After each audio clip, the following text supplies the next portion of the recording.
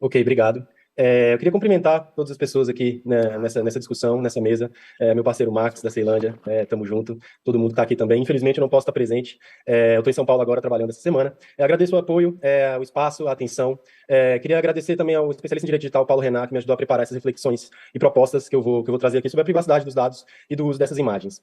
A gente está aqui para discutir o PL 2336 de 2021 da Câmara do DF, de autoria do Gabinete 24, do deputado Fábio Félix. Ele dispõe sobre a instalação de câmera de vídeo nos uniformes dos policiais, nas viaturas, policiais militares e civis, na Polícia do Distrito Federal.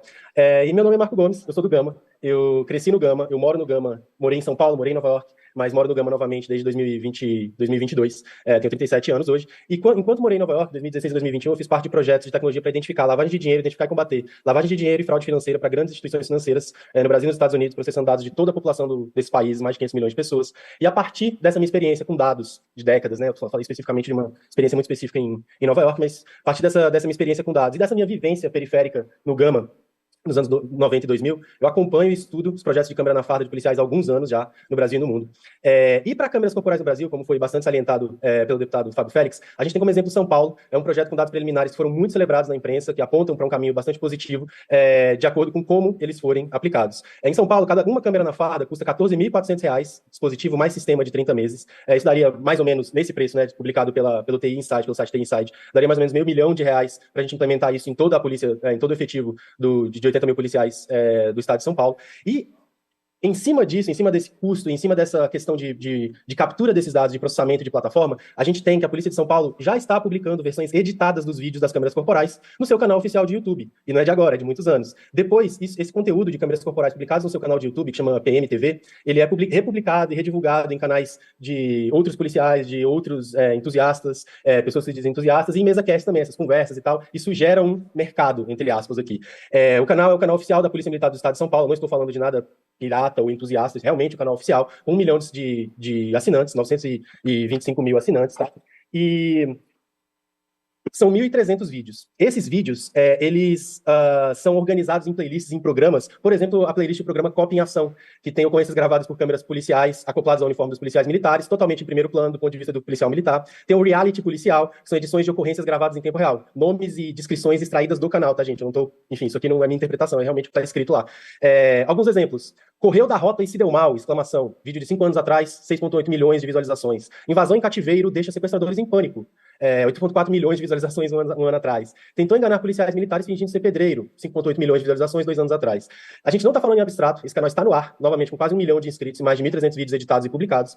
E aí a gente pode, a partir dessa visão do que aconteceu preliminarmente, tanto do ponto de vista de dados positivos, quanto desse uso dessas imagens, nesse caso aqui para entretenimento, a gente pode partir para a análise dos Estados Unidos. Analisando jurisdições onde policiais usam câmeras corporais nos Estados Unidos, quase todas as promotorias, 92,6%, usaram evidências dessas câmeras corporais para processar cidadãos comuns e não para responsabilizar policiais. Em comparação, 8,3% dessas promotorias usaram as evidências para processar um policial. Ou seja, 92% das promotorias usam para processar civis e apenas 8% das promotorias fizeram um processo contra um policial usando essas imagens de câmera corporal. É um estudo de 2016. Da mesma forma, o relatório investigativo da Fusion concluiu que essas câmeras corporais são mais propensas a serem usadas para absolver os policiais de conduta inadequada e reduzir os custos de litígio em vez de responsabilizar os agentes. Sempre importante salientar que a estrutura policial dos Estados Unidos é bastante diferente da do Brasil. Enfim, isso aí tá tudo dado, tá? Mas é isso, esse é o cenário que aconteceu lá.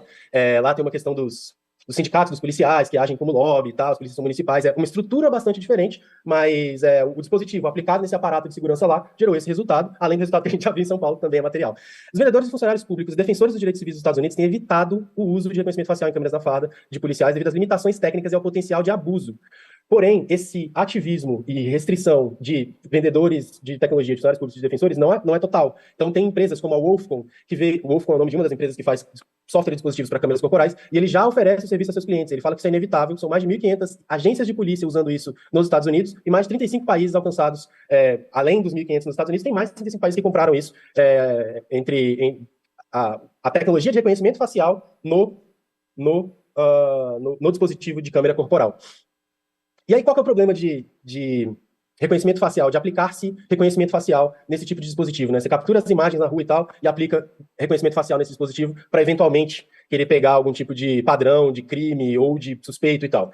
Embora geralmente seja incorreto fazer afirmações generalistas sobre algoritmos, a gente encontra evidência empírica para a existência de diferenciais demográficos na maioria dos algoritmos de reconhecimento facial que estudamos. Isso é um quote de um estudo, uma citação de um estudo do Instituto Nacional de Padrão e Tecnologia, né, dos Estados Unidos, o NIST, como se fosse em metro, talvez, análogo ao Brasil, e ele encontrou os seguintes desvios nos algoritmos de inteligência de reconhecimento facial aplicados em vídeos e imagens para uso de reconhecimento facial mesmo, seja para uso civil ou policial. Maiores taxas de falsos positivos para faces asiáticas e afro-americanas em comparação com imagens de brancos caucasianos.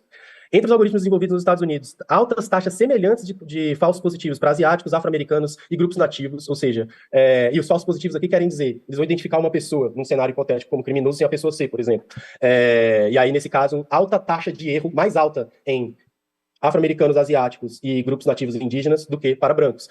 Taxas ainda maiores de falsos positivos para mulheres afro-americanas. A gente vê esse tipo de padrão também social se replicar no algoritmo, tá? E uma exceção notável foi para alguns algoritmos desenvolvidos em países asiáticos, ou seja, quando a gente coloca as próprias pessoas para desenvolver os algoritmos, pode melhorar um pouco, mas mesmo assim não é o caso do mercado material, porque a gente contrata essas tecnologias normalmente de empresas estadunidenses que trazem esses desvios com elas. A IBM se opõe firmemente e não irá tolerar o uso de qualquer tecnologia, incluindo tecnologia de reconhecimento facial oferecida por outros fornecedores para vigilância em massa, perfil racial, violação de direitos humanos e tal, e acredita que agora é a hora de começar um diálogo nacional. Isso aí, gente, a IBM falando, a gigante IBM, dizendo que não vai trabalhar com reconhecimento facial de nenhum jeito. O CEO Arvind Krishna disse isso em 2020, tá? Eu gostaria de saber quanto tempo eu ainda tenho, só para eu me organizar melhor aqui. Marco, só para te avisar, aqui tá, a gente marcou 7 minutos, faltam 40 segundos, mas a gente pode dar mais uns minutos. Você precisa de quanto tempo para concluir? Eu preciso de mais uns 3, 4 minutos. Tá, então vou colocar mais 3 minutos aqui no painel, tá bom? Beleza. Muito obrigado, muito obrigado. E um estudo muito importante e revelador foi realizado pela MIT, que avaliou a assertividade das tecnologias de reconhecimento facial. E os algoritmos fazem mais falsos positivos entre mulheres e negros, especialmente porque são treinados com menos imagens de mulheres e negros. E aqui, gente, é tecnologia ultra sofisticada. A resposta básica de, então vamos colocar mais mulheres e negros na base, não é assim, tá? Não é assim, não é tão simples, não é tão direto, senão já teriam feito, lógico, né? Então, é muito mais complexo, porque tem a ver com o jeito que essas tecnologias foram desenvolvidas e são usadas num sistema, no dia a dia mesmo. E aí, vamos sair um pouco dos Estados Unidos, vamos para outro lugar do mundo, então. A maior corporação policial do Reino Unido gastou mais de 200 mil libras, 1,2 milhões de reais, testando solução de reconhecimento facial que não resultou em nenhuma prisão. E os críticos acusam isso, né, de desperdiçar dinheiro e tal. Além disso, voltando para o Brasil, fazendo um retorno aqui, a Prefeitura de São Paulo retomou o edital para a instalação de 20 mil câmeras estacionárias, estacionárias, câmeras da Prefeitura nesse caso, então, contexto aqui, mas a Prefeitura de São Paulo retomou o edital para a instalação de 20 mil câmeras estacionárias que fazem reconhecimento facial. Em 2022, o pregão eletrônico foi suspenso após de mais de 50 organizações criticarem a medida, eu, inclusive, participei do tal. Foi suspenso, mas aí o Tribunal de Contas do município liberou e tá lá. O edital está no ar desde o dia, se eu não me engano, 27 de maio, o edital está no ar para reconhecimento facial em câmeras estacionárias da Prefeitura de São Paulo. Problemaço. A gente não está falando em abstrato. Esse edital está rolando desde o fim de maio. Então, assim, existem vídeos da Polícia de São Paulo dizendo X aí. É o código dito que eles tampam a câmera, preparam uma cena, depois abrem e usam essa câmera como uma ferramenta para poder validar a alteração de cena que eles fizeram. Isso está publicado, tem vídeo, matéria do Fantástico, se eu não me engano. Eu tenho o link aqui. Então, assim, no Rio de Janeiro, a proposta era de restringir a publicação das imagens até um ano, ou seja, a polícia não é obrigada a entregar nenhuma imagem até um ano. Depois de um ano, ela é obrigada a entregar essa imagem. Isso era uma das propostas, a proposta do Rio de Janeiro. Mas, quando dava um ano, ela também era autorizada a apagar as imagens. Isso é literal, está lá. Então, parece ser uma colagem de regras, mas que gera esse efeito. Você é obrigado a manter as imagens com você durante um ano, aí você pode apagar as imagens, mas é obrigado a liberar elas, você pode fazer as duas coisas ao mesmo tempo, é óbvio. Então, em resumo, para resumir, um amigo meu me mandou uma mensagem esses dias, aí no Valparaíso, em torno do sul do DF, pertinho de onde eu moro, no Gama. Ele falou assim, mano, tá tendo desfile cívico aqui no Val, aniversário da cidade, e os caras tá tocando Bela Tchau enquanto os cana marcha. E aí ele sentiu isso como um símbolo político bastante específico. E é o meu melhor amigo no entorno sul do Distrito Federal, onde a gente cresceu, onde a gente lidou com essas coisas todas, Gama, Valparaíso, Novo Gama, etc.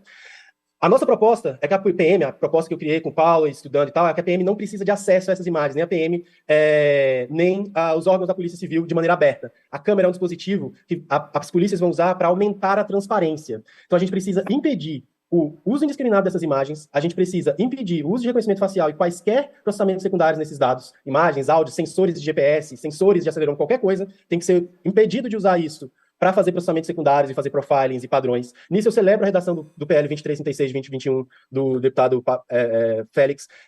Para concluir, Marco. Tá certo, obrigado.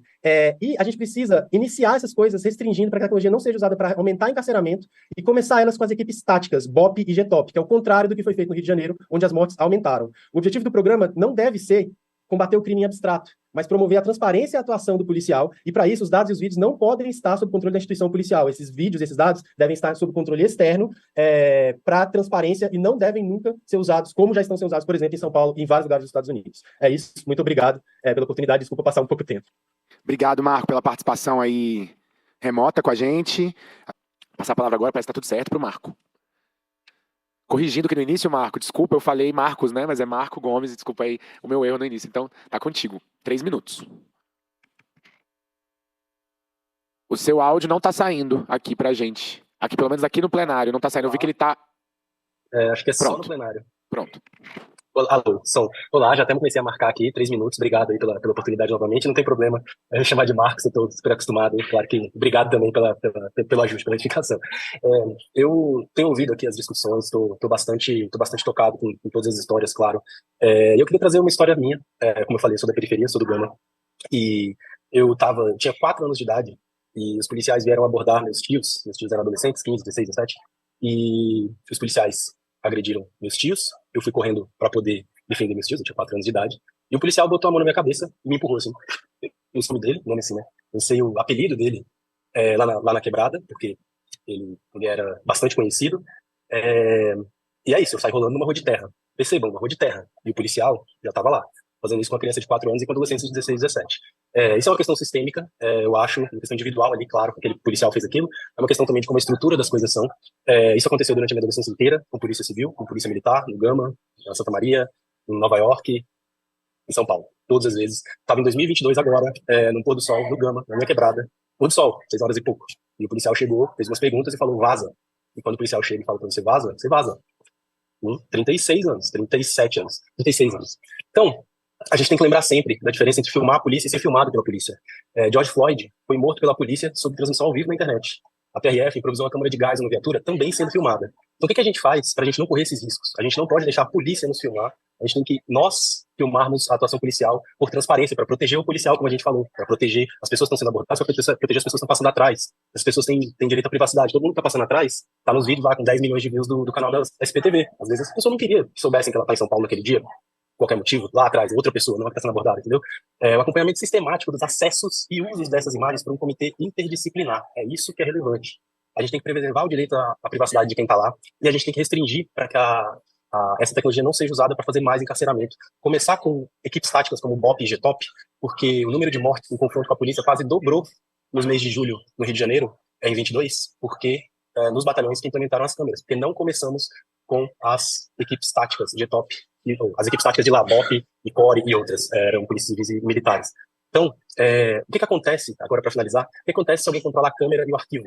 Qualquer contador de história, do audiovisual ou das palavras, sabe que quem controla Para concluir. E a edição controla a narrativa, tá certo?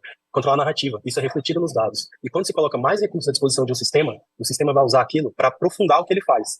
E, portanto, esse sistema deve ficar fora da polícia para que a gente traga mais transparência para a atuação policial com esse dispositivo e a gente aumente a segurança da sociedade. Essa é a minha proposta e esses são os meus comentários. Muito obrigado.